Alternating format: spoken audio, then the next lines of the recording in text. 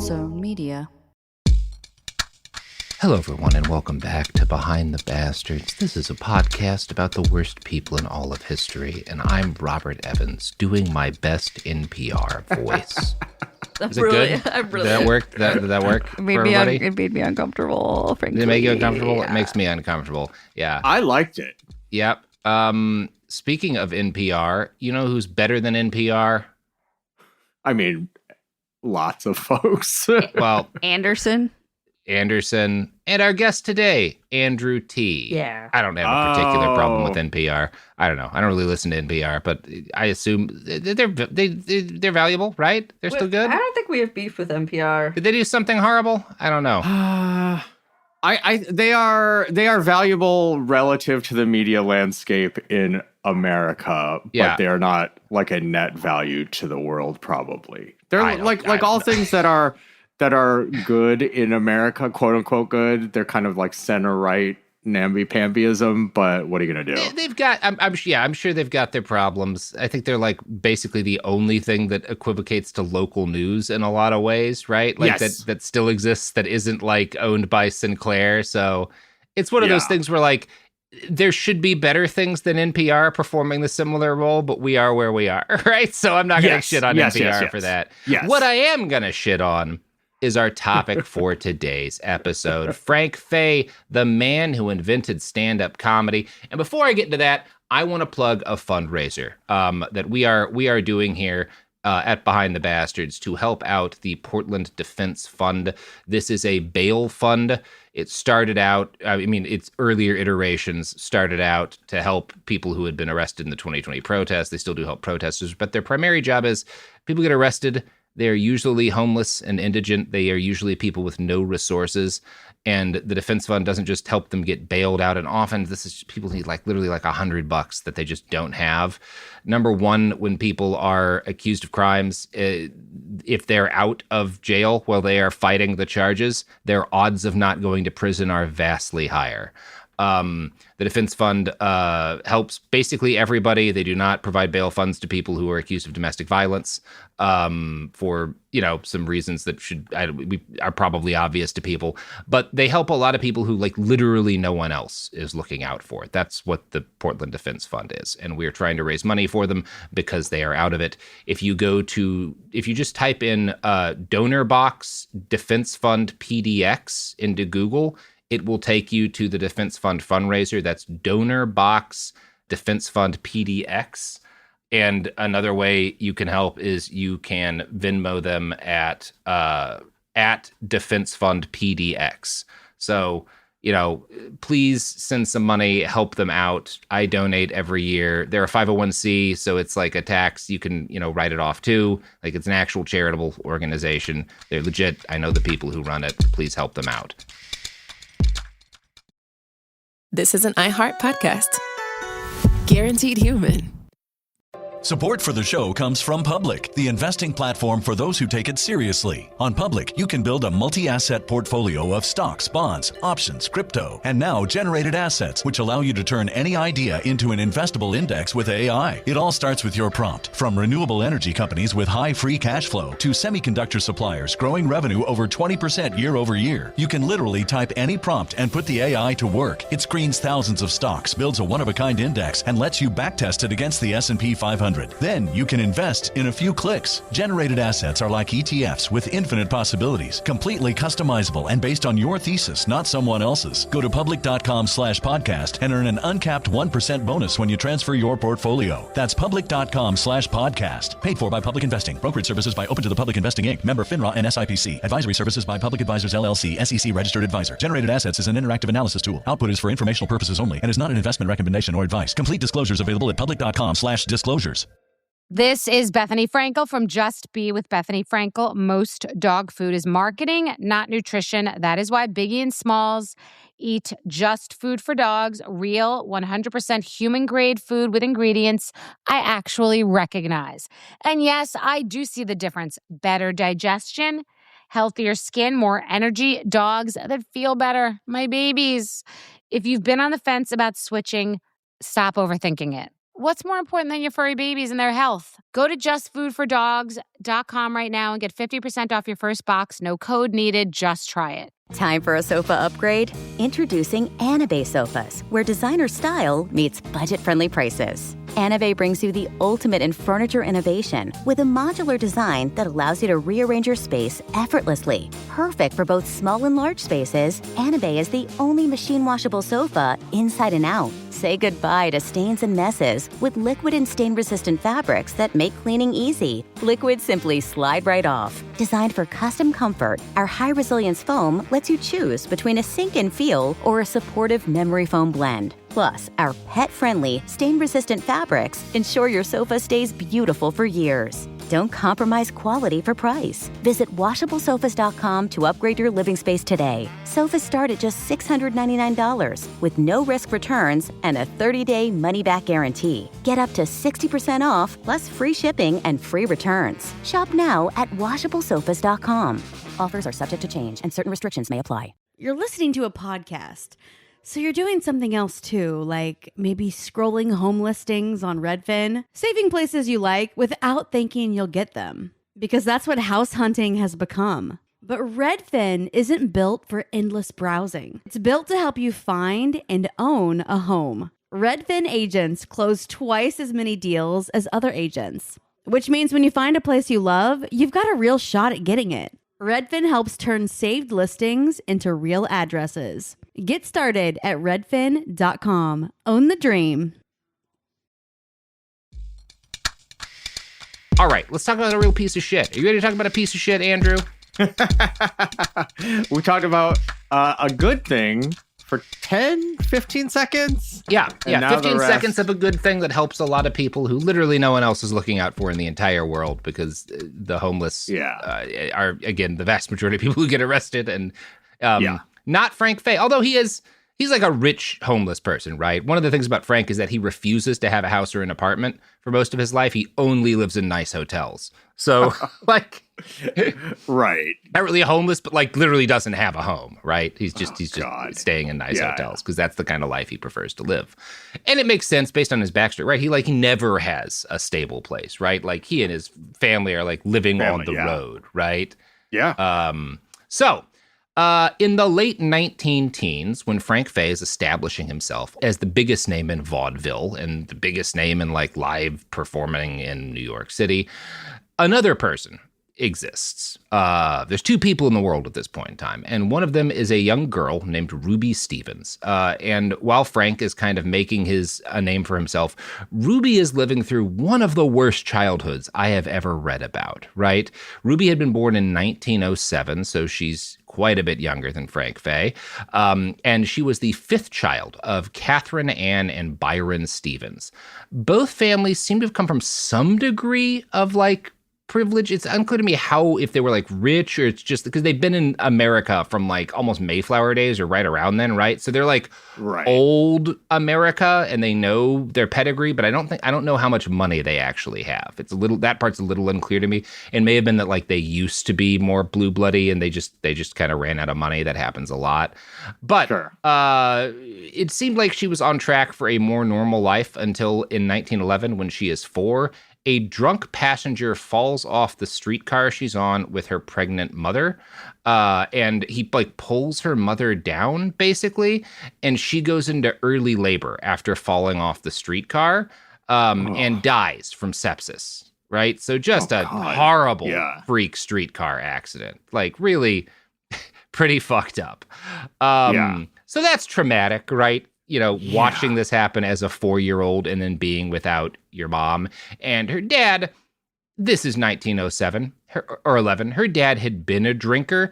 And boy, having your wife and unborn kid die in a streetcar accident does not make you slow down the drinking in 1911. So he takes what I think we can all agree is an understandable, healthy reaction and becomes a destructive alcoholic and abandons his family to dig the Panama Canal, right? Sure. Tale as old as time. We've all been there once or twice, right? Yeah. That's where you and I met, Andrew, digging the Panama Canal. And they kept yelling at us, there's already a canal, stop digging holes. But we said, fuck you, I won't do what you tell me. I mean, you had your mindset on Canal 2. And Canal 2. I think Electric Boogaloo. it was very admirable. Yeah, we're going to make it even bigger, and we're going to kill even more guys from fucking malaria. Malaria 2. So he goes to the Panama Canal, and like everyone who goes to dig in the Panama Canal, he dies horribly almost immediately, right? That's what digging the Panama Canal is, right. is you are signing up to die from a mosquito or get drowned in fucking like wet concrete, right? If you want to learn more about that sort of thing, listen to, is it the Panama Canal or was it the Hoover Dam in the song The Highwaymen? One of the two. Either way, listen to the song The Highwaymen by The Highwaymen. Listen, just think of any major work. Oh, he was a dam builder. Yeah, sorry. Mm-hmm. Okay. Including modern times, though. Yeah. It's made by a crime against humanity. There's no way to do it without committing a crime against humanity. You're gonna have to kill a certain shitload of people, right? Yeah. So, he leaves Ruby and her siblings orphaned, but he abandons them before he orphans them, so it's fine. So she grows up in a series of foster situations. She is separated from her siblings right away. She is bullied horribly as a little girl because she's an orphan, and little kids are fucking psychopaths. To quote another great stand-up comedian, Donald Glover, they're little Hitlers, right? They're like, oh, look, a little girl who lost her whole family, let's kick her. Yeah. So Ruby comes to hate school. Not surprising. The one thing she has going for her is that one of her older sisters, who's a young adult, or I actually think she's probably 16 or 17, but that's as good as being an adult in this day and age, was a vaudeville dancer, right? And so Ruby gets really interested in entertainment, and her sister helps her kind of get into theater. She drops out of school at age 14 and starts working, and again, you're basically an adult at 14 at this socioeconomic level, right? Yeah. This is not just the US. You're legally an adult in a lot of Europe at this point in time. And by age 16, she is a chorus girl in a nightclub. So there's, you have to assume some like people taking physical advantage of her. We call this pedophilia today. I think that's fair to call it then, but also that's not what people would have seen it as, right? They would see her as an adult, right? Not to say that that's not still fucked up. That's just the way things were back then. This is 1923 when she starts working as a chorus girl in a nightclub. So she is getting started in her showbiz career, while Frank Fay is kind of like, he is like near the peak of his fame and prestige, right? Like he is selling out. This is right before he has his 10-week run at the Palace. So he hasn't like, he hasn't quite hit his peak yet, but he's rising to his peak, right? And so at the time she is starting as a chorus girl, she would see him as like this is one of the major stars, right? Yeah. In her field. This is the guy. This is the guy. He's got a lot of power. He's, she doesn't want to be exactly doing what he's doing, right? But like she would see him as someone to look up to because of the level of success that he's had. He can do something for her. He can make her career, right? Obviously. So, there's a number of things that are potentially we can see unhealthy about the dynamic that's going to form. Although it's not going to go where you'd expect it to. For a while, Ruby was stuck at the middle rung of her field. She's a good dancer. She's constantly working, right? And in order to make extra cash, she moonlights as a dance instructor for gay and lesbian speakeasies, which is pretty cool. Like, this is, by the way, Ruby becomes Barbara Stanwyck. This is her initial name. She's cool with the gays, which is nice, given this period of time. She initially becomes acquainted with Frank Fay in the mid-1920s, probably right around the time he has that big 10-week stand at the Palace, thanks to her friendship with a guy named Oscar Levant. And Oscar Levant is a pianist who had performed many times with Fay and become one of his friends. In the mid and late 20s, she starts doing better and better, right? She gets recognized, she starts getting acting gigs, and by kind of like the mid-20s, she is performing in Broadway shows. And because she is now becoming a star in her own right, she's kind of a small star now, while Frank's a big one, but you need a better name than Ruby, whatever the fuck her last name was, because it's forgettable, right? So she picks the stage name Barbara Stanwyck. Now she falls in love first with one of her co-stars, a man with the incredible name Rex Cherryman. The two break up in early 1928, and there's kind of a will they, won't they thing going on for a while. Maybe they'll get back together. But then he dies of sepsis during a sea trip to Europe to perform. because that's just how people died back then. Yeah. You know? That's just what went down. Yeah. Sepsis, I hardly know, sis. Yep. So he's dead as shit. She's sad as shit. And then Levant tries to cheer his friend up by introducing her to his other friend, Frank Fay, thinking the two would hit it off. They did not. In fact, they seemed to hate each other at first. And in Ruby's case, at least, this is with good reason, because Frank is immediately attracted to Barbara Stanwyck, who she's like young at this point, right? Like she's like just barely 20, something like that. What the fuck? What is this? 1928. She was born in 1907. So she's 21 years old, right? And he's almost 40. So there's quite a bit of an age gap between the two of them, but it's also less weird at this period of time and in this industry. Anyway, like he immediately has a crush on her, right? But he doesn't want to like admit that and flirt with her. And she thinks he's attractive, but he starts by negging her. Right? Like he's an early practitioner of negging. And I'm going to quote from Victoria Williams's book here. After Fay's show at the Palladium, Levant brought Barbara and Walda, which is one of her friends and colleagues, backstage. They entered Fay's dressing room as he was removing his makeup. He was charming and beguiling. He announced he was hungry and that as soon as he finished taking off his makeup, he was going to a restaurant where he said they serve the best food in town. They really know how to serve food in this place, Fay went on. A little table in a quiet corner, soft music. And it's like he's kind of setting her up. Barbara was ready to accept the invitation when the dressing room door opened and in walked a beautiful woman who said, "Are you ready for dinner, Frank?" "Be with you right away," Fay said as he put on his coat. He turned to his guests and said, "You must try this place. The food is really delicious." And he like sets this up. He's like really making her think that they're going to go out together. He's talking about it like that. And he has set it up with this other lady ahead of time, knowing he was going to meet her and knowing that Levant is trying to hook them up. He'd seen her on stage, so he knew that he was into her. He sets this up specifically to pull the rug out from under her because he's an asshole, right? Yeah. He's such a dick. And in fact, as he leaves with this other lady, he stops and turns back to Barbara and says, "You should come back and see me again sometime," and then goes off on a date with this other woman. Now, this is a transparent ploy. He's trying to make her like desperate. He's trying to like, you know, it's obvious what he's trying to do, right? Right. And Barbara doesn't bite, right? In fact, she doesn't do anything. She doesn't call him. She doesn't like approach him again. Although she doesn't do anything to avoid future contact with him either, right? Like she doesn't do either of those things. So, you know, she's not like falling for it, but she's also not being like, fuck this guy entirely. Right. It's not working, but it's not working. Right.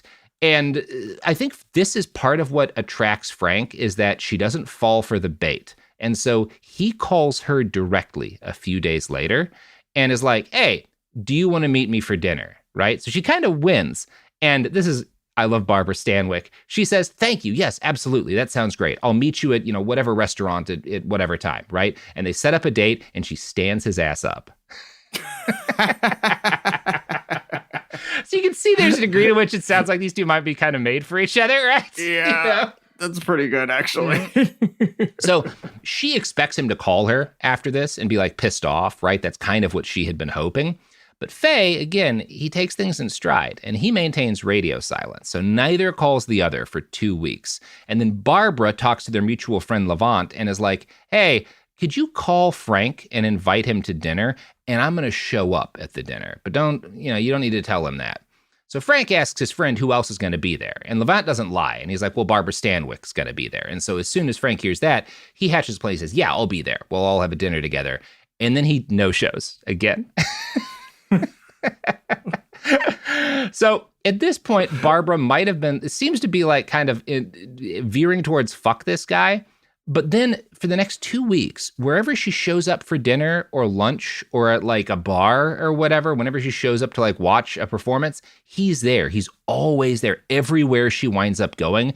And he's always there with a different beautiful woman, right? No matter where she goes, there's Frank Fay and he's always on a date. And she doesn't learn this until later, but Frank, he's got a lot of connections and he's a lot of money. He's been both, I think, probably paying people to stalk her and also just like talking to other people he knows to like figure out where she's going and scheduling dates with random women for the sole purpose of like making her watch him make out with other people. So they're not in a relationship, and this is already one of the most toxic relationships I've ever heard of. I mean, I guess this is juicy. It's so bonkers. It's so nuts. And like Barbara is the good guy in this, but she's definitely, there's some toxicity coming from her here too, right? So after a couple of weeks, he shows up at a fancy restaurant when Stanwyck and Levant are about to have dinner, I think with a couple of mutual friends, and he sits down at the table, and he and Barbara immediately start insulting each other, right? They just start going to town at each other, you know, like letting out all of this like frustration over this last couple of weeks of fucking around. And eventually their friend Levant, who has judged the vibe properly, stops them and is like, you two obviously want to fuck. Will you just do it already and stop with this bullshit? Like, I know you both. Like, you're clearly into each other and you're just both toxic psychos. Stop it. Just get laid, you know? And it works. Levant's like, he called it. They're like, yeah, you know what? Fuck it. Why not? Let's do it. So they start dating, right? They start going out. They start, you know, banging the nasties, you know, bumping uglies, twiddling the diddle. What? Sophie, you can't say sex or fucked on a podcast. We'll get arrested. That's true. Robert. That is true. The code, there's a Hays code. What the fuck is it called? Yeah. So they start noodling the whirlpool, so to speak. They start dating, and she falls head over heels in love with Frank, right? Very, very quickly. You know, once they drop the pretense and start seeing each other, and he seems to fall in love as well. They are both obsessed with each other. And in Barbara's case, she's obsessed with him enough to the point that, like, she is willing to give up her career. And she, at this point, is fairly big, right? Like, she is now a major name on a marquee. She's getting some pretty juicy, she's not quite a leading lady yet, but she's getting some really juicy, like, Broadway roles, right? And she tells openly, like, I'm willing to kind of give up my career in order to be, like, a full-time wife, right? And that made sense because she's obviously very good. She's very dedicated to her career. You have to think in terms of making sense of this. This is a girl who lost her entire family very young and has never had that kind of emotional stability. Sure. Yes. So I think, and that's what her biographer writes. It's basically, she is desperate for that kind of stability at this point. It matters more to her than this career that she's got. Now, Frank is an alcoholic. This should not be surprising to anyone. It's not an uncommon situation for a major performer today, and it certainly was not back then. Right. They start their relationship when he's sober, right? He's an alcoholic because he had gone sober because it was causing him problems, right? Even during the height of his time at the Palace, he misses shows semi-regularly. They'll have to cancel suddenly because he's like too sick from getting fucked up. So during one of their initial dates, like, no one at the table is allowed to drink whenever they show up with a group because Frank isn't drinking, right? And that's the kind of, you know, guy he is like, no one else at the table can be drinking if I'm not drinking. And, you know, this is one of those things also, he's got an entourage. So whenever they're like hanging out or traveling around, it's never just Frank or Frank and Barbara. It's Frank and Barbara and his personal barber and his manicurist and his songwriter and his pianist and his composer and his tailor and his secretary. Like, he literally travels with these people most of the places that he goes. Now, he's sober initially, but he periodically will fall off the wagon. And when he does, he will go on days-long binges, hours or days. An hours long is a short one. Sometimes he'll be drinking for days. But all of his binges in the same way, with him staggering to St. Patrick's Cathedral to confess his sins. For an idea of how committed a drunk this guy was when he was drinking, I want to read you the text of a poem that he kept on him at all times while traveling. The wonderful love of a beautiful maid, and the staunch true love of a man, the love of a baby unafraid, which hath existed since life began. But the greatest love, the love of love transcending even that of a mother, is the tender, the passionate, the infinite love of one drunken bum for another. Pretty good poem. Snaps. Yeah, it kind of hit. So Barbara would have been aware. Number one, there's stories about this guy's drinking, right? He's been arrested a bunch of times. He's been in tons of fights. He is a he is famous in the 20s for being an out-of-control alcoholic. That's not easy, right? Like, you could buy cocaine at the store. Yeah, you could buy cocaine at the store, and this guy's a famous alcoholic. That's like being a famous beer lover in Wisconsin, right? Yeah. You know, like, yeah. We don't have the technology to be an alcoholic the way this man is now. This guy is a Quint from Jaws level drinker. So it's like having a coke problem at Studio 54. It's like right. Yeah, it's like the fucking bathroom attendant at CBGB's being like, "Hey man, I think you might be doing too much blow." Like, yeah, it's like John DeLorean sitting you down about your coke problem. So Barbara would have been aware that this 37-year-old man she'd started seeing at 21 had a checkered past. For one thing, he'd already been divorced 3 times. His first marriage was to a fellow vaudeville star, and it seems to have ended 2 years after the marriage due to infidelity because he cheats on her a bunch. Probably one of the people he cheats on her with is his second wife, who divorces him after 2 months. That's a bad marriage, due to, again, rampant infidelity. Within 3 months of their divorce being made official, Frank is jailed for refusing to pay alimony. So his third marriage is his first wife, who he marries again, and he makes her quit her, because she's also like a performer. He makes her quit her career in entertainment after they get married for the second time. And then the two split up again immediately, because again, he cheats on her constantly. So not a good husband. And it's not just the cheating. He also has a tendency to get crazy drunk, fly off the handle, and beat the shit out of his partners. He is very physically abusive. He is, again, noted as being a wife beater in the 20s. When, like, as long as you're just like slapping her, that's not even considered spousal abuse back then, right? He is abusive for the era. Like, guys who are putting their wives in the hospital are sitting him down and being like, man, you got to cool it. You know, dog. Like, that's the level of bad husband this man is.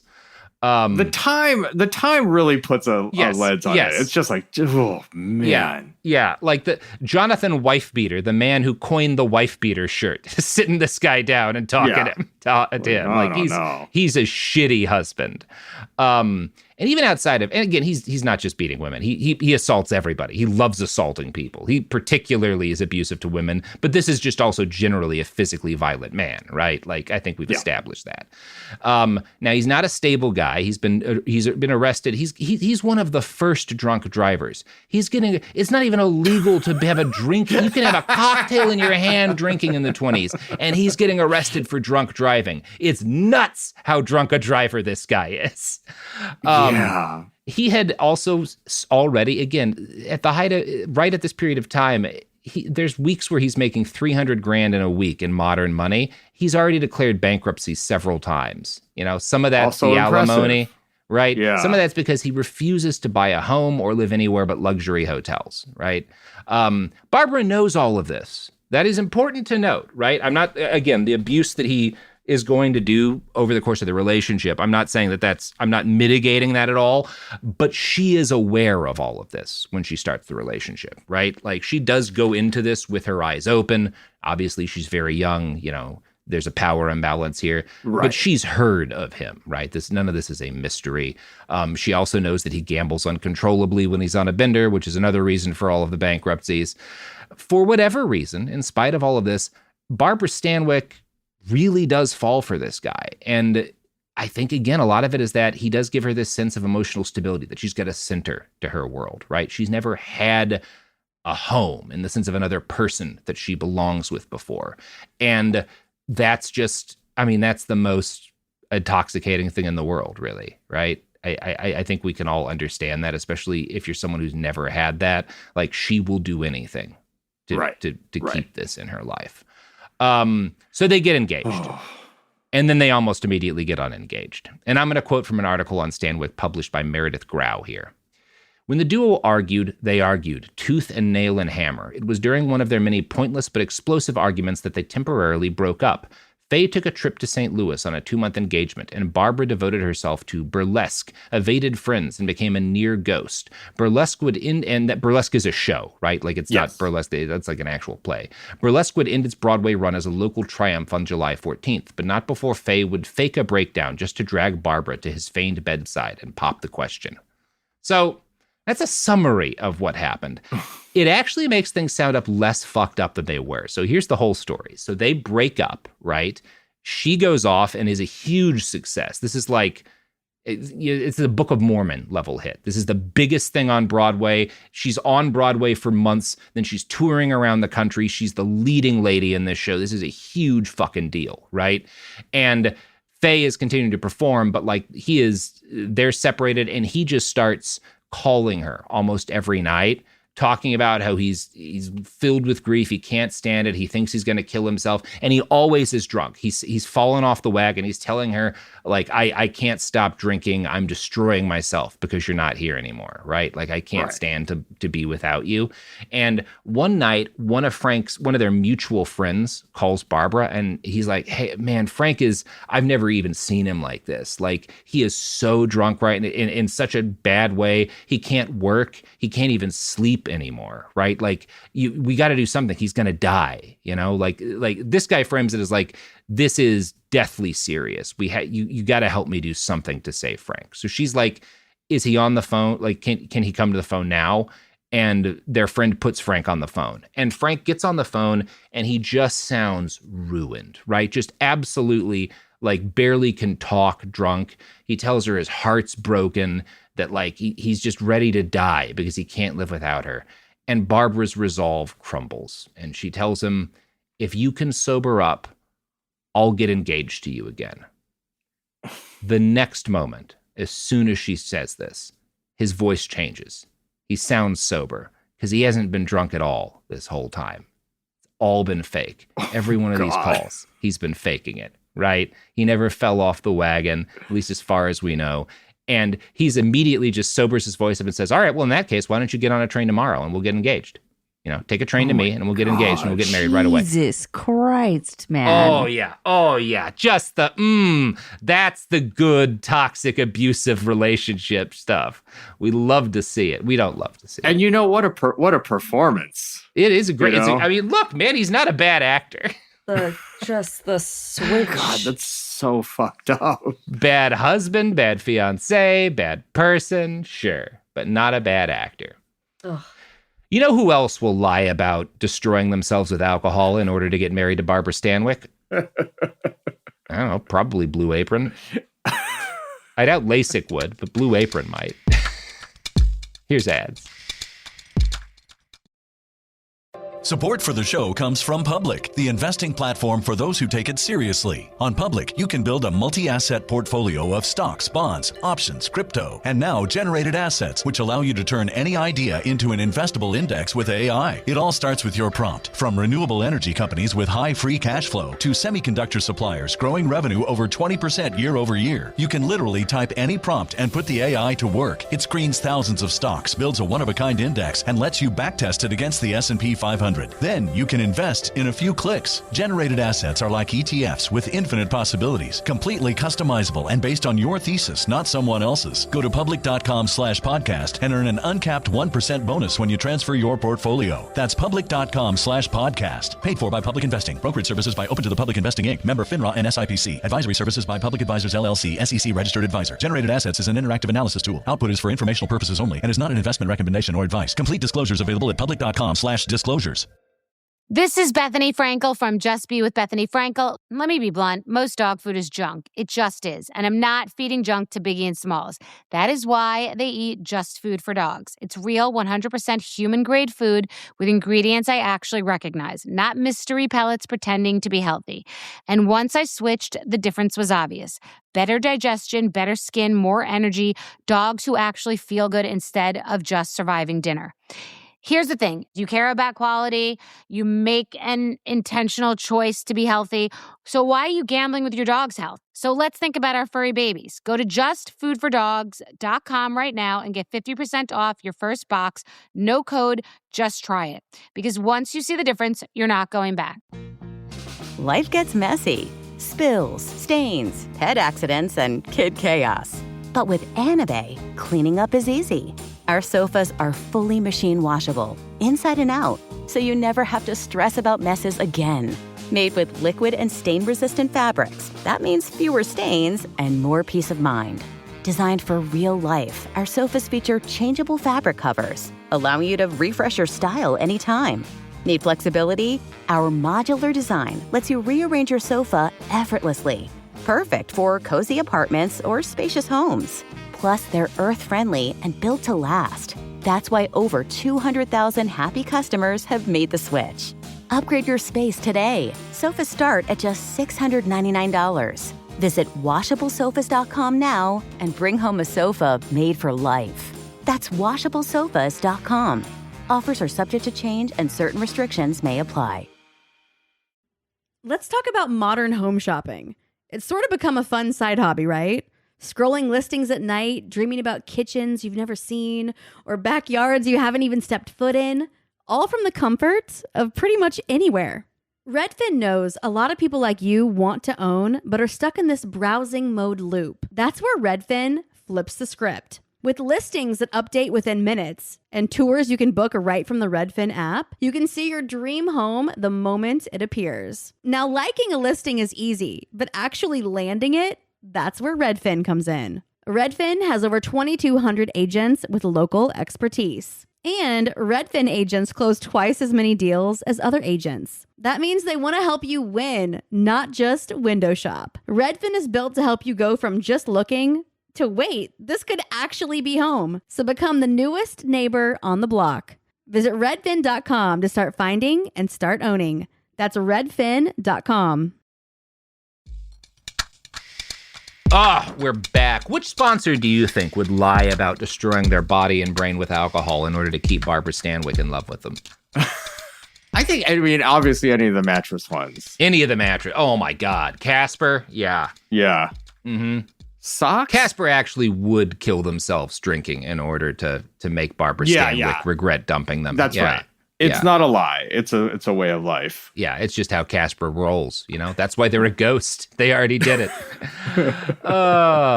So he's just lied to her. The way it's written in the biography Williams wrote, Barbara is kind of aware that he must have been lying, but I don't know if she is or isn't. I don't know if she gets fooled by this initially. Whatever is the case, she takes a train to him, they get engaged again, and they get married, right? Maybe she was aware, but she just was in love with this guy, and she just needed this in her life, right? I think that's probably what's going on here, you know? I mean, I think from the outside of a lot of like toxic relationships too, it is just like this thing where it's like a little bit yes, a little bit no. Like, you know, you feel like it feels like people kind of know, but like can't bring themselves to really confront it, and that's how it is. No, and like also with all of these toxic relationships and with all of these celebrity relationships and shit that seem so poisonous, there's got to be good stuff here too, right? There's something she's getting that she loves, and there are good times, right? And there's aspects of him. Again, there's a reason why he's so charming and beloved, right? Like he is. She's getting something out of this, and I'm not saying that to like blame her on it or something, but like you have to assume. It's not just bad stuff, right? It never is. Yeah. Otherwise, why would she be so committed to this, right? Yeah. That's the way abusive relation and just toxic, even when it's not abusive and it's just like codependent or stuff. There's always something there that keeps one or both people coming back, right? So she finishes the current run of her touring show and then she retires. Well, she actually gets sick right at the end of it, but either way, she finishes burlesque and she retires. Now, this is not a full retirement, right? It means that she no longer has an independent career. Fay is touring on his own, like he's doing, the Frank Fay show, basically. And she starts performing as part of his shows, right? Now, she makes a lot of money doing this. She is independently getting paid, and she is getting paid very well, the equivalent of probably $1 million or more a year, right? Right. Or somewhere in that, like at least high six figures. She's making very good money, right? But what she's also doing is she has clearly, I don't know if it's that he asked her to play second fiddle to his ambition, or she was just immediately willing to. It's probably a little bit of both, right? That he wanted her, but also I don't think it's entirely that, because he is actually really supportive of her having a career. I do think her attempting to quit is largely just her really wanting to commit to the relationship. I think that's a big part of it because of some of the stuff that's going to happen next. So this is a little more complicated, right? I don't want to, it's not just him being like, I can't stand to have her be a big star, or I can't stand to have her have a life outside of me. She is really motivated by the idea of dedicating herself fully to this relationship. That is part of what's happening here. As the 20s are kind of starting to come to an end, Frank is looking out at the entertainment landscape, and he's a smart guy and he's an innovative guy. He understands, he's got good instincts, right? And he sees that vaudeville's days are numbered, right? This is not going to be, it's already starting to fade. He can kind of see there's not as much money coming in. There's not as much audience. There's more entertainment out there, right? Like vaudeville's days are kind of over. And he can see that the traveling variety acts and these big stage productions that, cost a lot of money and involve a lot of people that have dominated entertainment all his life are not going to be around forever. The radio is a bigger thing. Moving pictures are increasingly significant. And, we're coming to the end of the Roaring 20s. So the bottom's about to fall out of the economy, which is going to make those big productions, those big, huge touring shows and these big elaborate stage shows a lot harder to afford, both for the people putting them on and for people to buy tickets to, right? Right. So he makes a bold decision right before the Depression hits to break up with his production company. He breaks a contract to leave them. And this is the number one vaudeville production company. They have the ability to blacklist him from the industry almost, right? They don't do this, but that's the thing he's risking. He takes a major risk to leave them because he sees that the bottom's about to fall out and he wants to get into something that he can make work in this new era. So he starts performing totally independently with a skeleton crew of some stage hands and a couple other, entertainers and his wife. And they're doing longer and longer sets. And now he is being up there for something that is like a Netflix, special or a full hour type deal. He's doing full stand-up routines effectively, in something that's very close to a modern sense. And he's a major pioneer. He starts doing something that's kind of Weird Al adjacent or Tom Lehrer adjacent. Tom Lehrer, who just died, the greatest musical comedian of all time, one of the greatest mathematicians of all time, also invented the Jell-O shot. Incredible man, Tom Lehrer. Yes, inventor of the Jell-O shot, so that he could smuggle alcohol into army gatherings. Amazing man. Just so cool. It makes sense. Yeah. Yeah. And he's not the only, there's another musical comedian right around the same time who's also an influence on Tom Lehrer and later guys, but he is one of the first musical parody artists. And it's interesting, the way he does this is a little, it's not the same as what Lehrer and Al are doing. It's really interesting. He'll start with a popular song and he'll get his musicians to start playing Tea for Two. That's one of his big bits, which is you've heard of Tea for Two.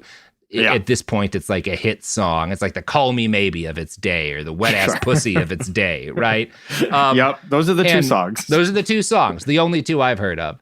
Jesus Christ. What? It is kind of like Wet Ass Pussy because it's smutty, right? It's smutty for the day, right? Because it's about a date, right?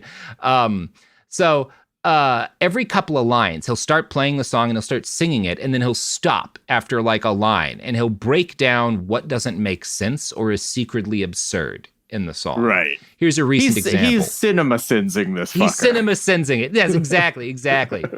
Tea for two and two for tea. Ain't that rich? Here's a guy that has enough tea for two, so he's gonna have tea for two. I notice he doesn't say a word about sugar. Comedy was easy. Anyway, whatever. I assume lots of it's in the delivery, but you see what he's doing. He's going through the lyrics of this song, and then he's riffing on it, right? He's making fun of bits about it.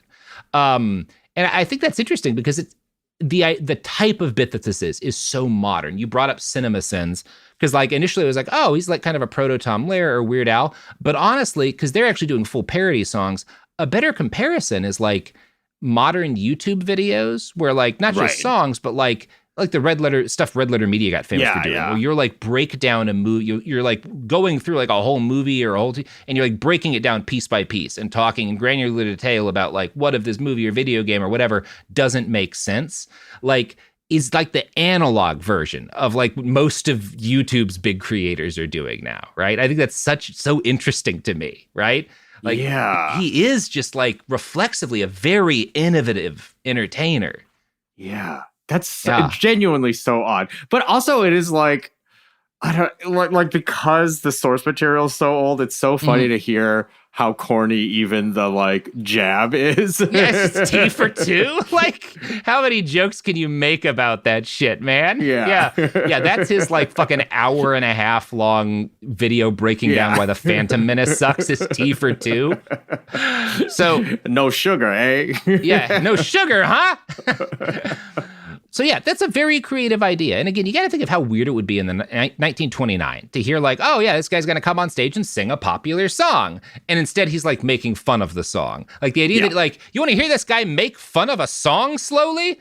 Like that's a weird ask in this period of time, but it works. This is like one of his most popular bits. And again, he's just moving from success to success at this point up to kind of like the start of the Great Depression. And right before the Great Depression, I think we're like in 29 here, like right before things really fall off a cliff, Hollywood starts calling his wife, right? Because Barbara, she's made a big name for herself, even though she's technically quote unquote retired. Everyone knows who Barbara Stanwyck is. And these, we're now in the talkie era. Hollywood is looking for new leading ladies, and people, there's talent scouts who go out to Broadway. They've seen her. A lot of studios are calling, and she turns them all down. Like, she's getting like, we will make you a movie star. Like, we want to give you like picture deals. Like there's money for you here. And she's like, nah, my husband likes it over here. He doesn't want to live in California, and my marriage comes first. And she just says no over and over again to all of these major studio agents. Like fucking studio heads are trying to beat down her door, and she won't do it. She's not at all tempted because that's not what her husband wants to do, right? Now, eventually, the head of a major studio or an agent for a major studio figures out how to wear her down, which is they go to Frank and they're like, hey, we want to sign you and your wife. You each get a one-picture deal, basically, right? We want to try you both out. And to be fair, it's kind of a no-brainer. I'm sure they're not interested in Frank because he's one of the biggest performers of the day. Right. It's pretty obvious from like a studio position. Well, these are two of the most famous, popular people on the stage. Let's see if they could be movie stars, right? Invite them both. And they agree, right? I think it's just a matter of the money is so good and, vaudeville's kind of falling apart. And yeah, they both decide, all right, let's give it a try. And it's when they move to Hollywood that the problems really start. And they start with Barbara because she is a horrible auditioner. She's terrible at auditioning. She doesn't know how to really do it. And so she is supposed to be in this Frank Capra film, and she goes in for the audition and she bombs it. And Capra's like, Frank Capra calls her a porcupine, which is some weird ass 20s sexism. I don't fully understand what that's supposed to mean, but it's like an insult for a woman. I don't understand why, but he calls her a porcupine. And this is actually one of Frank's very few good moments and very few really actually surprisingly supportive partner moments. So the studio that Capra was working with, that she has this deal with, and she's bombed this audition, he calls Frank Capra. He gets him on the phone personally because he's a star and he can do that. And he's like, look, I know you saw my wife. I know you didn't like the live performance. I need to show you a test screening of her. And I think it was her doing some lines from Burlesque or something like that. Because if you didn't think she must have just bombed the audition because she's great. Trust me, she's great. And Frank is such a big name that Capra's like, okay, I'll do it. And he watches this test. Frank Fay brings over this test screening. And as soon as Capra actually sees her performing on stage, he's like, oh my God, I'm a fucking idiot. This woman is one of the most talented actors of her generation, of any generation. And he casts her immediately. And that's actually a really good, that's why I'm saying he's not anti her having a career, weirdly enough. This is going to cause problems for them later, but he is really supportive at the start. She gets her movie career started because he goes to the mat after she bombs an audition and makes sure she gets the job. So that's one good thing that Frank Fay ever did in his fucking life. There you go. Now, this is not a Barbara Stanwyck podcast, and I'm not going to do I'm not going to talk in detail about it. Leave a comment or write in if you want Robert's Barbara Stanwyck podcast. Well, she did murder those children, but in her defense, those kids were coming right for her, you know? Who did it? Who amongst us hasn't killed a couple of kids, right? You know? Yep. It happens. Yep. It happens. Yep. So, by the mid-30s, Barbara Stanwyck, as soon as she gets this movie, she's a huge hit. She's just immediately a massive star. Her career is skyrockets from there on up. By the mid-30s, she's one of the leading ladies in pre-war Hollywood. She is just massive. She's fucking great. She's really good at this. It becomes clear to everybody. And she is just like on a rocket ship to success from here on out, right? That's the Barbara Stanwyck story. Things go less well for Frank Fay after this point in time. His first movie, because they get this one picture deal, they each get a picture. His first movie does pretty well. It's a modest success. But afterwards, he just doesn't catch on as an actor. He's just not, for whatever reason. I don't know why. Maybe he's picking bad scripts or whatever. It just doesn't work out for him, right? And it doesn't help that the start of his career trying to be an actor coincides with the Great Depression really hitting, which wipes out a lot of the money that had made his old career possible. So there's not as much money in touring or doing the kind of shows he'd been doing.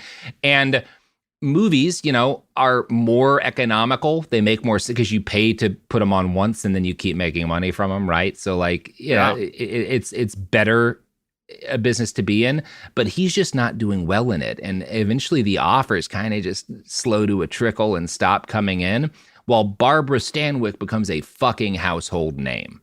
And I'm going to quote from an article in the New York Times. As her star began to shine, Fay's dimmed. He drank, was relentlessly abusive towards her and the child, Dion, they'd adopted. However, not only did she stick by Fay, but she also put his faltering career first. She insisted on introducing herself as Mrs. Frank Fay. We have to wonder what in her needed to stick by Fay way past the obvious expiration date of the marriage. A determination to rebuke the Hollywood gossips prophesying divorce? A stick-to-your-man philosophy? Her fear of going out in society? An inability to have sustained friendships with other women? Yes, yes, yes, yes. And also, gratitude to Frank for having supported her career at a crucial time. But still, her life was actually in danger because of his violent nature, as was that of little Dion, about whom, it must be said, she didn't seem much concerned. So he's getting increasingly, he had kind of kept himself on a leash. He is off the chain. He's drinking more. He is beating the shit out. He's beating their kid too, to the extent that, again, her life is in danger being with this man. That's how out of control he is, kind of at his worst. Right. This isn't consistent, but when he hits rock bottom, that's how bad this is, right? Now, again, as the New York Times, this is her obituary noted, she's not a great mom. She's not she's not necessarily putting the kid first. So she's not a hero here, but Frank is definitely the villain. And his physical abuse of Barbara did escalate to the point where, again, he could have killed her. And she does eventually dump his ass in 1935. And at this point, when she leaves him, it seems like he's probably heading towards an early grave, right? He is increasingly, he's not making money. He's not getting work. He's able to tour some. He can do, but it's not the way he had been living. And he can't he hasn't been reining in his expenses. So he is broke. He's constantly going broke. He's gambling what he makes. And yeah, it looks like this is kind of the end, right?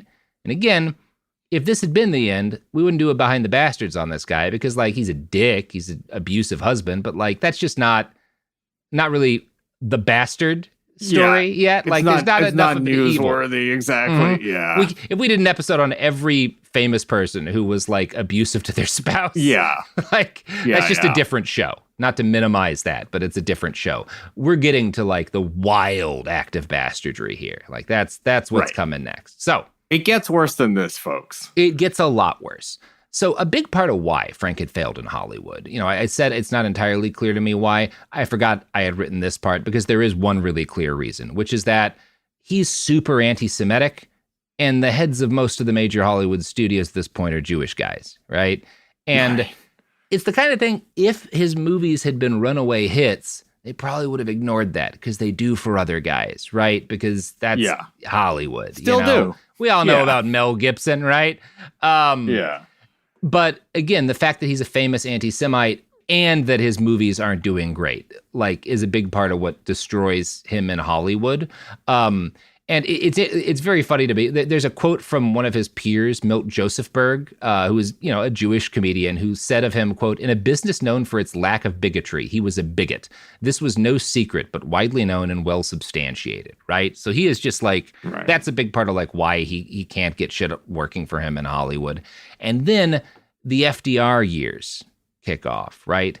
And Frank starts getting increasingly political. He hates FDR. He calls him a communist. He starts going on these loud rants about the Jewish bankers that he believes are behind all of the country's problems and it's weird, like, so the Jewish bankers caused the Depression and also are behind FDR, who's pulled us out of it. What's going on? Anyway, whatever. He's losing his mind on alcohol here too, as his old famous friends increasingly step away from him because he is just he's made himself into a pariah. It's bad for your career to be associated with Frank at this point.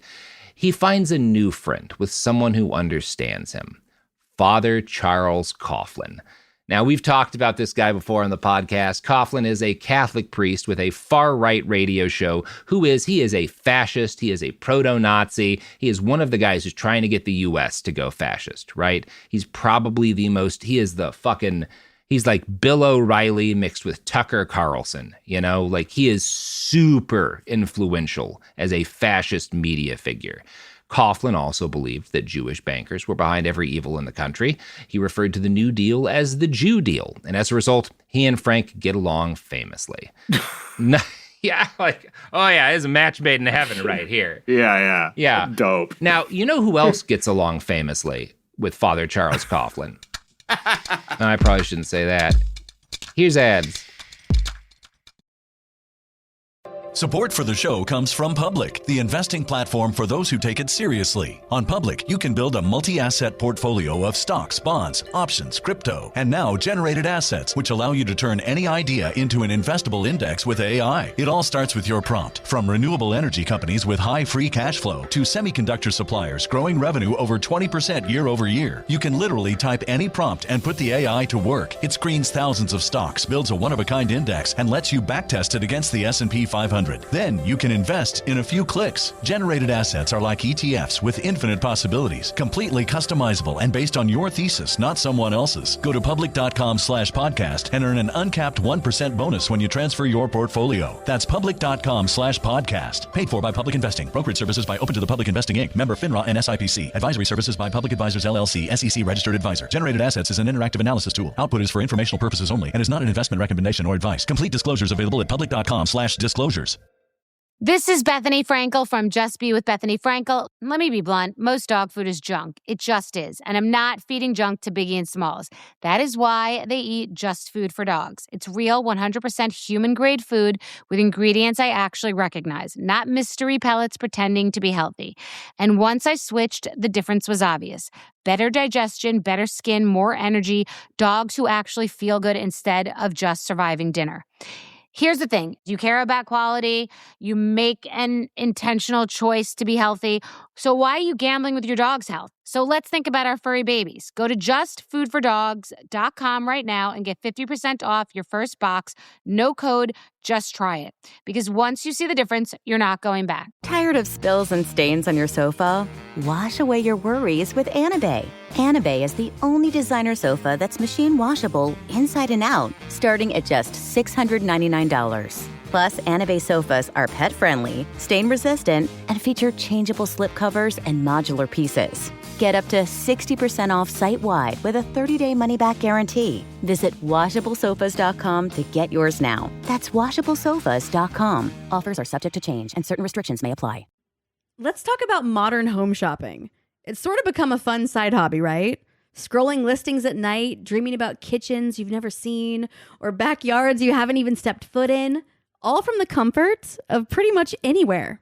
Redfin knows a lot of people like you want to own, but are stuck in this browsing mode loop. That's where Redfin flips the script. With listings that update within minutes and tours you can book right from the Redfin app, you can see your dream home the moment it appears. Now, liking a listing is easy, but actually landing it, that's where Redfin comes in. Redfin has over 2,200 agents with local expertise. And Redfin agents close twice as many deals as other agents. That means they want to help you win, not just window shop. Redfin is built to help you go from just looking to wait, this could actually be home. So become the newest neighbor on the block. Visit redfin.com to start finding and start owning.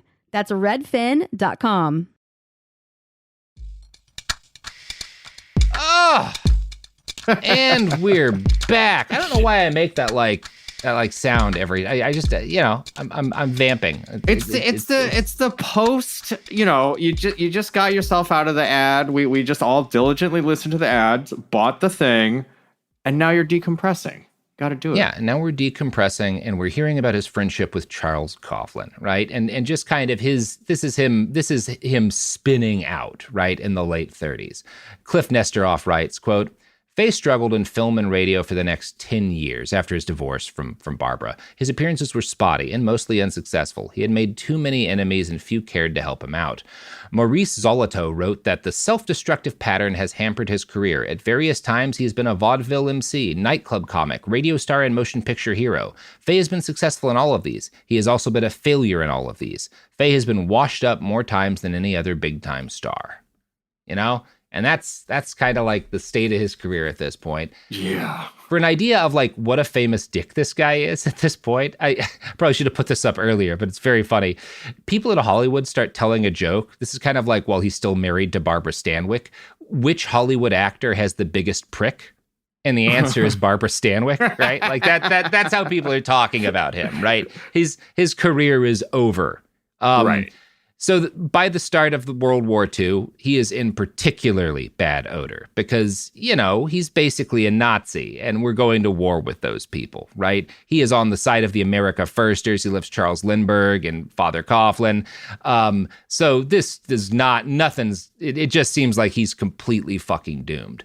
But just as all seems lost, and he is as washed up can get, in 1944, he gets thrown a fucking life preserver, right? And it's thrown by the most esteemed director in Broadway history, Antoinette Perry, who is looking to put together the cast for a new play, Harvey. You ever seen the movie Harvey with Jimmy Stewart? Yep. I have not, actually. It's a great film. Holds up. Yeah. Weirdly enough, it was filmed in the 50s. It's written before then, right? He's doing the stage version in the 40s. About mental health. The plot is the guy played by Jimmy Stewart, I forget what his fucking name is, the character. But the main character is this rich kid. He's the oldest son of a wealthy family. And he sees a giant talking rabbit. And he's constantly talking with it. It follows him around. They're always at the bar drinking together. Character's name is Elwood, by the way. Elwood. You're right, Elwood. Yeah. Elwood Dowd, I think, something like that. And his high society family and friends are trying to have him institutionalized, right? Because he's clearly crazy, right? So they're trying to get him in a mental asylum, basically, for being crazy and seeing this rabbit. And weirdly enough, it still holds up as a good depiction of mental illness. Because the message of it ultimately is that actually Elwood's fine. And everyone just needs to understand that he's just different from other people, but he's happy. Right. He's not hurting anybody. Right. He's not in any danger. He just sees a rabbit and that's okay. It's actually got a really modern message about neurodiversity and just the Jimmy Stewart version of this movie holds the fuck up. It's a great fucking film. And you should watch Harvey. He's fucking Jimmy Stewart. Great actor. Weirdly enough, great bomber pilot. Retired as a general in the Air Force, flew 50 missions in World War II. Jimmy Stewart. Quite a life. I'm surprised. You didn't know that? I don't think I did. He's George Bailey. Jimmy Stewart, during World War II, was a bomber pilot, flew missions over Western Europe, did the most dangerous job that existed in the American Army.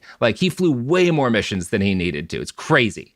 As you just said that, I must have asked the same question on a previous episode of Behind the Bastards because that just flooded me with deja vu. Yeah. Weirdly enough, Jimmy Stewart, great actor, killed thousands.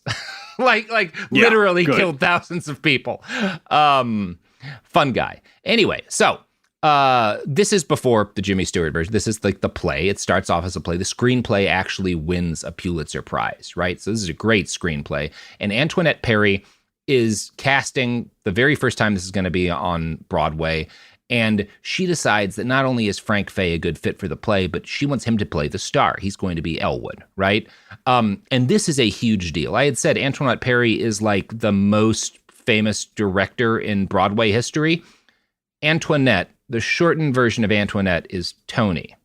The Tony Awards are named for this woman. That's who this is, right? So if she decides this washed up anti-Semite is who I want as my leading man, that's who's going to be her leading man, right?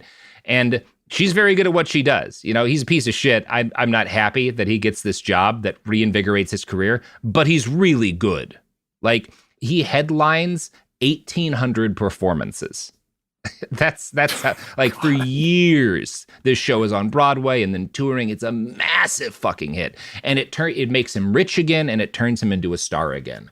And so by the very end of World War II, he has gotten a second chance at stardom, like the kind of second chance that nobody gets. When you are as down and out as he is, to wind up being the biggest name on Broadway again after a fall like that, it's nuts. Now, what would you do if you were disgraced for being a massive bigot and an abusive spouse and went broke and had your career destroyed and then suddenly become rich and famous again? You know, you'd think probably just kind of try to enjoy it, you know, rebuild your career, keep quiet, chill out. Maybe learn something about yourself, grow. Maybe learn something, be a better person. Yeah, of course. That's what anyone would do. He takes a slightly different tactic. He understands that now that he's famous again, he's got influence and prestige and people listen to him, he needs to speak up for the downtrodden, you know, the people that no one else is going to bat for, right? You know, the people that just have no one else looking out for them, that only he can really, you know, defend and protect.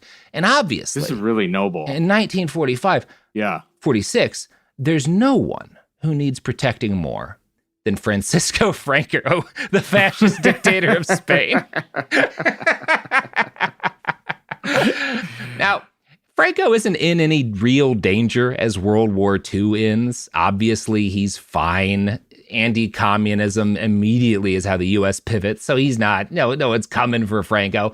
But what makes Fay angry, what makes him want to speak out in defense of Francisco Franco is that, so the Union for Theater Workers, for actors, and I think basically everybody who's working in the theater at this point, is called Actors Equity. I don't think it's just actors. Maybe I'm wrong about that. But anyway, the SAG for theater workers, for theater, it may still be. I don't know a lot about the theater. Whatever it is today, Actors Equity is the union for theater actors, right? Yes. And so a number of members of Actors Equity, this isn't an official Actors Equity thing, but a lot of people with Actors Equity in late 1945 held a rally to raise money for a group called Spanish Refugee Appeal. Now, the Spanish Civil War had ended long ago, right? Franco is well in charge. And what the Refugee Appeal is, number one, they're raising money to support leftists and political dissidents who have had to flee Spain. And they are also begging publicly and trying to get other governments to pressure Franco to stop arresting, torturing, and murdering leftists, right? They're specifically, a big part of it is they are attacking the Catholic Church and trying to shame them because the Catholic Church is actively hunting down and helping to murder leftists, right? Anarchists and the like. So they're unhappy about that and trying to stop it. Nesterhoff writes, quote, Fay was furious. He said their criticism was an attack on Catholicism as a whole. Fay demanded Actors Equity investigate each anti-Franco member for un-American activity. The House Committee on Un-American Activities acted on Fay's suggestion, and the actors were vetted. The New York Times reported that Fay held no brief against any member of Actors Equity for political beliefs. He resented, however, that Equity members should be party to rallies that condemn religious groups. Equity President Bert Lytell objected to the political investigation. Equity members have a wide latitude of interests and beliefs that they may practice and advocate as private citizens. Actors Equity stood by Brooks, Darling, Molina, and Osado, those are the people organizing this rally. Rather than expel them from his union, Lytell censured Frank Fay for conduct prejudicial to the association or its membership. So He gets Congress to investigate these people for trying to raise money for fucking refugees and beg Franco and the church to stop having people murdered. And he gets them fucking investigated. And to the credit of Actors Equity and the union head, they go after Frank. And they're like, no, you're the one being it. They're allowed to do this privately on their own. Yeah. You are trying to destroy their... Fuck you, man.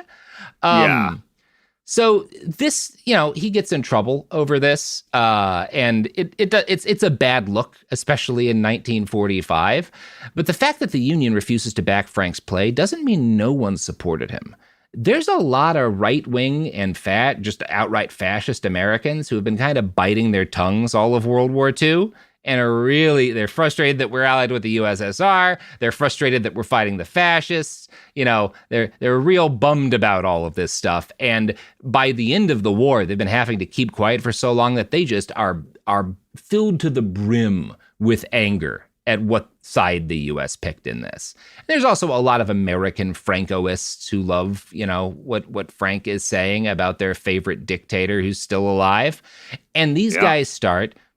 fascists being the same in every era, immediately mass mailing death threats to Actors Equity and to the guys at Actors Equity, like to the people who had done this rally that Frank had called out, right? It's a very modern thing. This right-wing celebrity starts complaining about a thing he doesn't like, and his fans start threatening to murder people on his behalf, right?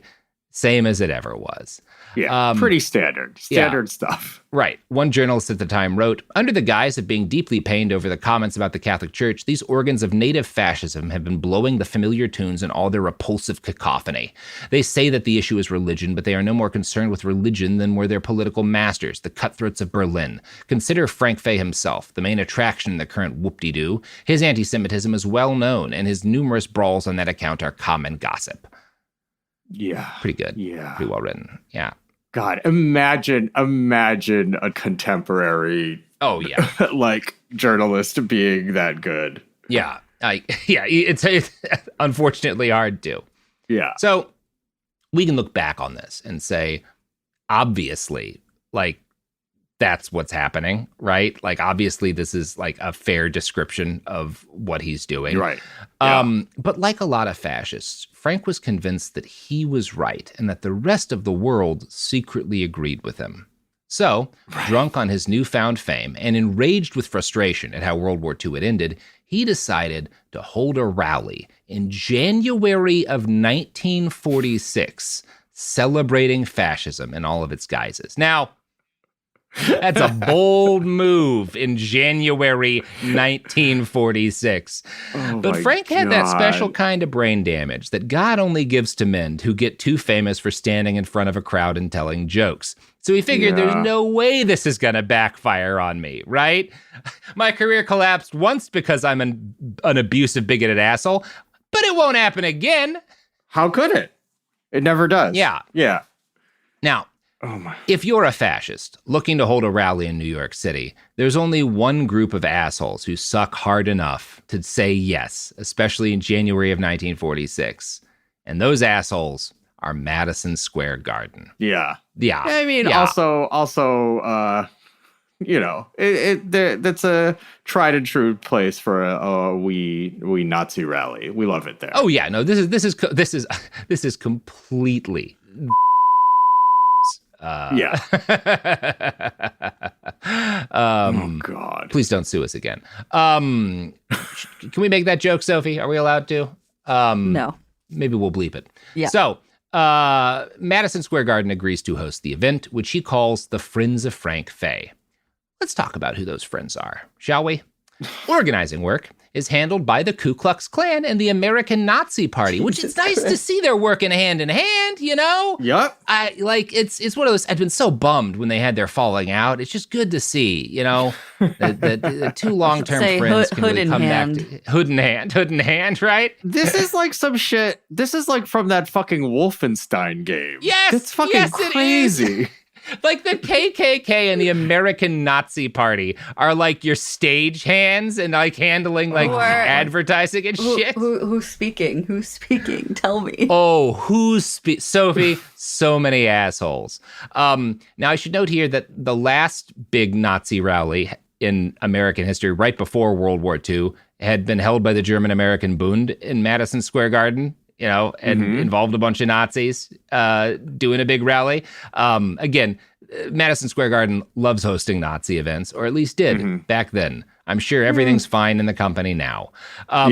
Prominent speakers at this event included Nazi propagandist Laura Ingalls. And no, I want to be clear here, I'm not talking about Laura Ingalls Wilder. Not the Little House of Prayer lady. Different person. But also, didn't she also kind of suck? She's also very right-wing, but she's not speaking at this event. Okay. They just have very similar names. Laura Ingalls was an award-winning female pilot. She's like one of the first great female pilot. She is very groundbreaking in that. And then she winds up serving 2 years in prison because she worked as an unpaid agent of the Nazi government while speaking at America First gatherings and didn't disclose that she was a paid agent of a foreign power. That's what happens to her prior to this. So anyway, I should also note as a fun fact, because I just saw Laura Ingalls because I'm reading old contemporary news articles. I'm like, Laura Ingalls, is this the Little House on the Prairie? And so I type into Google, as I do sometimes, was Laura Ingalls a Nazi?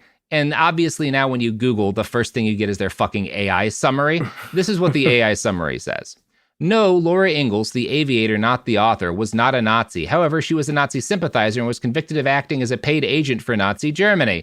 And yeah. So why are you saying she's not a Nazi? She was paid for she went to prison for failing to register as an agent for the German government for speaking at Nazi rallies. We can't call her a Nazi? Really? But the Google AI, Gemini? But the AI said so. Yeah. Yeah. I'm going to call her a Nazi. She's a Nazi. If you go to jail for She's advocating for the Nazi government secretly, without and taking their money. I'm sorry. Technically not a Nazi. She's a fucking Nazi. She's a fucking Nazi. These tech bros think this is the pinnacle of intelligence. This Good. is what's going to take us to the stars. Yeah. Fucking AI bullshit. Now, another guest at this event was KKK member Joseph Camp. And of course, Camp's spelled with a K. Camp, if you haven't heard of him, was one of the chief authors of anti-Semitic propaganda in the United States at this period of time. He is a massive, Jewish world conspiracy author guy. There's a picture Sophie's going to show you from contemporary reporting on the event, who introduces us to another guy at this event who happened to look just like Walt Disney. A lot of these guys look exactly like Walt Disney. Look at this Walt Disney looking motherfucker with this fucking pencil mustache. Legit wild. All Walt Disney looking motherfuckers. And the caption from this, I think this is from the Post article. Another friend of Fay, John Geist, notorious anti-Semite and distributor of Rathskeller pamphlets back in the Yorktown days. I like that friend is in quotes. Friend, yeah. What does that now, mean? There's quite a lot of reporting. Rathskeller, you know what? I should have looked that up. Let's look that up right now. Let's do it right now. I will say, I forgot what punk venue is called the Rathskeller, but I hope they're not. I hope it wasn't that kind of punk. Well, Wikipedia is telling me that it's a name for a kind of restaurant in German-speaking countries. Maybe it was that kind of punk bar. Uh-oh. Yeah, maybe it is that kind of thing. Yeah, maybe it's just like a name for a beer garden. Yeah. That's my guess. My best guess. Yikes. All right. Yeah. Cool. Cool guy. Most importantly, cool. And moving on. So there's a lot of reporting left to read through from this event. You can find a lot of articles written about it at the time, and much of it is quite funny. The New York Daily News, who is pretty positive about this event, titles their coverage, 19,000 Fay friends jam garden to cheer anti-red speeches. Now, first off, the actual number is more like 11,000. And a lot of those are protesters who are there to jeer and try to disrupt the event too. The Daily News was happy to carry water for Fay and included a segment in their review titled Deny Racial Bias. Dr. Emmanuel Josephson, who said he was of Jewish extraction, brought down the House with his attack on communism, labor unions, Karl Marx, Harold Lasky, the New Deal, the State Department, the OPA, and the more deadly of the Roosevelt species. So it's not anti-Semitic. They've got a Jewish guy. Great. Now, the New York Post, not my favorite publication today, but was a much better publication back then, right? And their reporting on this is actually pretty good, right? They are unsparing about how racist this was. Quote, after praising Equity as the finest organization ever put together, Fay said, there is a certain little group coming into Equity, coming not through the stage door, but through the, and here his words slurred, and he may have said either south or back door. They have nothing to offer you but the bad breath of Marx. They put on some plays to capture your youth, and for God's sake, watch your children. We didn't have that when we were kids, but we've got it now. A Post reporter later asked Fay what plays he was referring to, and he denied he had made the statement quoted. Later, coming upon the Post reporter again, he warned him to be careful about the quotation because his address had been recorded. It's very much modern. Like, I didn't say that. What do you mean I said that there are plays trying to reach out to her? I didn't say that at all when we recorded it, so don't you dare lie. To continue, as Fay went along, the clock silently slid past the 1 a.m. mark, and spectators by the score literally were sleeping in their chairs. McNabo, too, who's one of the other hosts, too, constantly reminded the audience that every word uttered at the meeting was being recorded, and that woe and libel suits awaited those newspapers that printed stories written with smear-dripping pens. They don't sue anybody, right? Yeah. Because again, all of the racism is there. This is just a horrible, it's a Nazi rally. He holds a Nazi rally in 1946, and this backfires in every way possible, right? This does finally destroy his career. He finally doesn't work again? No, he never works again. There are, one of the jokes, I forget exactly who says this, but it's another famous comedian who is like, I saw him walking holding his own hand down Lover's Lane. That's how lonely he is at the end of his life. He dies in Santa Monica in 1961 at the age of 69 and is ostensibly unloved and unmourned. Part. Yeah, that he gets to live in a nice part of the world and longer. Although not that long. For a hardcore alcoholic, it's not doing bad. Now, I read a lot of George Burns, who's a famous comedian, talking about the Fay for this column. And Burns is a guy who talks a lot about Fay's talents and what he was good at. But Burns also talks about all the things that sucked about him, right? And so in this episode, here's a quote from George Burns on Fay late in life. Fay hated Jews, but he was very religious. He used to eat at the Brown Derby, and I used to watch. Just before his food came, I would sit down and start to mention people that are dead. I'd say, Tom Fitzpatrick isn't with us anymore. He'd bless him and say a prayer. I'd mention 5 or 6 more people, and when his food got cold, I'd leave. And so that's how Burns gets some revenge on him, is he'll just hang out whatever he's eating and sit down and talk about all the people who have died recently, so that because he knows he's got to do a little just to ruin his meal. It's a kind of petty we should all seek to embody. But it's also such a bizarre interaction, because it's you hate this guy because he is an unreformed anti-Semite. Absolutely but unreformed. You're still doing banter with him. Yeah, but you're doing it to fuck up his day, you know? Yeah. No, I know, but it's just a thing where they still have the type of relationship where there's banter. Right. I find that, listen, I guess we're just too polarized now, but it is very weird. It's been a minute since I've just had a little joke with a Nazi, is what I'm saying. Well, and that's, one of the many things we like about you, Andrew T. And that is by general best practices is don't joke around with the Nazis. Don't socialize with Nazis. Don't argue with Nazis. Don't debate them. There are some things you should do to Nazis, but we can't talk about that on the podcast in the current political climate. So nothing is being advocated. You know. Anyway, how do you feel about this guy coming in? Oh my God.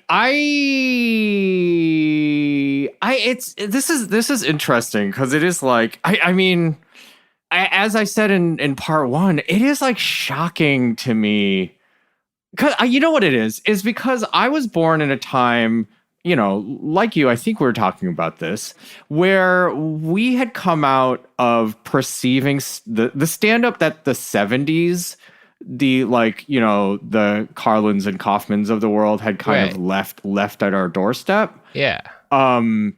Made stand-up seem, to the extent that it was political, did not seem I guess what I mean is to me, from my perception, stand-up has taken a big right-wing turn in my lifetime. Yeah. And it is interesting to learn that this may simply be reverting to the mean.